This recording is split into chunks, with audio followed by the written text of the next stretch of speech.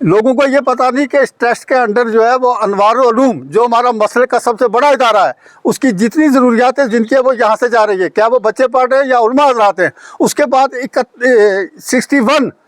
मदारस चल रहे हैं, और यहाँ हमारी एक बच्चों के अकेडमी जो है डिगरा में चल रही है, 50 लाख रुपया उसमें दिया हुआ है। और जितने हमारे बेवा, हैंडीकेप, यतीम, कैंसर के मरीज, कोई बीमार होता है, हर सालाना उनकी मामलत की जाती है, जिसका गुछवारा जो है हर साल के बाद जो है उसके दिन लगाया जाता है। फिर भी अगर लोग नायब से बात करें तो वो बात जो है बर्दाश्त नहीं होगी। ऐसे लोगों को दोबारा बात रहना चाहिए, परहेज करनी चाहिए कि गलत बयान ना दे और अपने बयानों को वापस ले और पब्लिक में आकर ट्रस्ट वालों से माफ़ी मांगे इस चीज़ की। अरे बयान देने वाले चंद लोग ऐसे हैं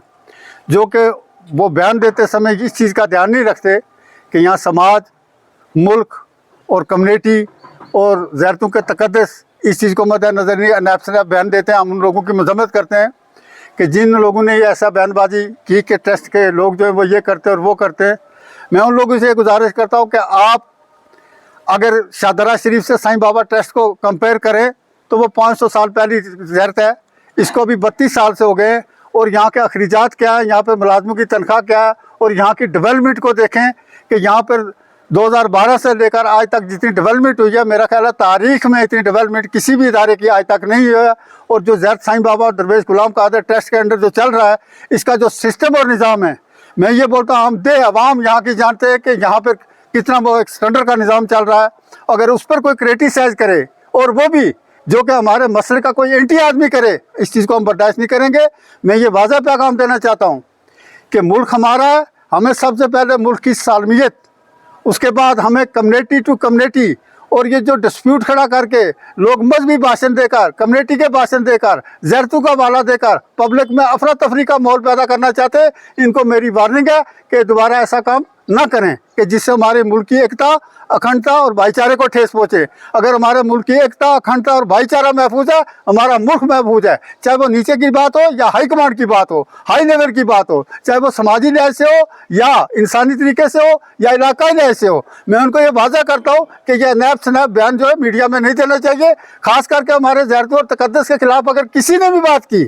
या कि यहाँ पर मजहबी भाषण देने की कोशिश की और तफरीकारी फैलाने की कोशिश की, तो ये चीज़ जो है इसको बर्दाश्त नहीं करेगा। मैं ज़िला इंतज़ामिया से भी ये गुजारिश करता हूँ कि ऐसे लोगों पर लगाम कसी जाए जो नायब से नायब बयान देते हैं, जिससे कि आपसी भाईचारे को ठेस पहुँचती है, नुकसान पहुँचता है, और समाज टू समाज एक दूसरे के आपस में लड़ाई झगड़े उठते हैं। क्या हमारे उसमें मसले के उलमा हज़रात हों या आम जनरेशन हो या जर्नलिस्ट बने हो गए, उनको भी ये वादा करता हूँ कि बयान देते समय ध्यान रखें और दोबारा इस किस्म की बयानबाजी की। खास करके हम बुला के लोग हैं, हमें पता है कि यहाँ इनकम क्या है, यहाँ के अखराजात क्या है, हम उस अखराजात जो है उसको भी बारे में भी जानते हैं और यहाँ की इनकम के बारे में भी जानते हैं। और जितनी ट्रस्ट के पास कैपेसिटी है, जितना बाबा जी का कैपेसिटी के अंडर जो चीज़ आती है, उतनी मामलत गरीब लोगों की इंशाल्लाह हुक्म इसके अपने ट्रस्टिंग मैनेजर जो हमारे ट्रस्ट कमेटी के मेम्बरान जो हमारे कोर कमेटी के ट्रस्ट के और अपने SSP रशीद भाट साहब, उनकी क़यादत में जो वो फैसला लेंगे और लोगों से जो माली मामलत की जाएगी वो की जाएगी। 22 तारीख पहलगाम का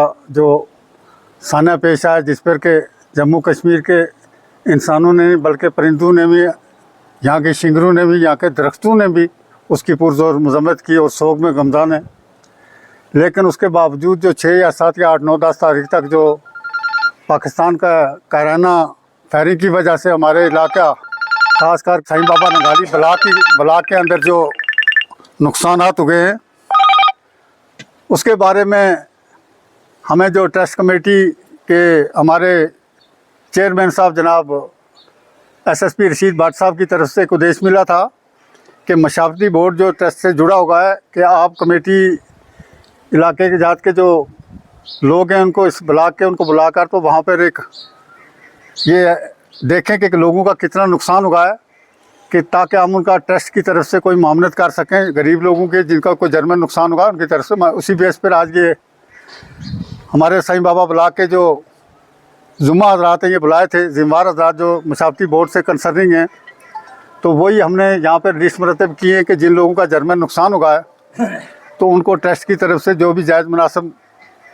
ट्रस्ट की कैपेसिटी के मुताबिक जो उनकी मामलत की जाएगी, उसी बारे में ये आज मीटिंग बुलाई थी। बहरहाल मैं आपकी माध्यम से ये गुजारिश करना चाहता हूँ कि मीडिया को तो हम तहे दिल से शुक्रगुजार है कि मीडिया यह एक गरीब आदमी का नीचे से लेकर ऊपर तक, एक छोटे से लेकर बड़े तक, जिसकी आवाज़ जो है आला कमान तक पहुँचाते हैं, दुनिया में जिसकी सुनाई होती है, दुनिया देखती है। मेरा रिक्वेस्ट ये है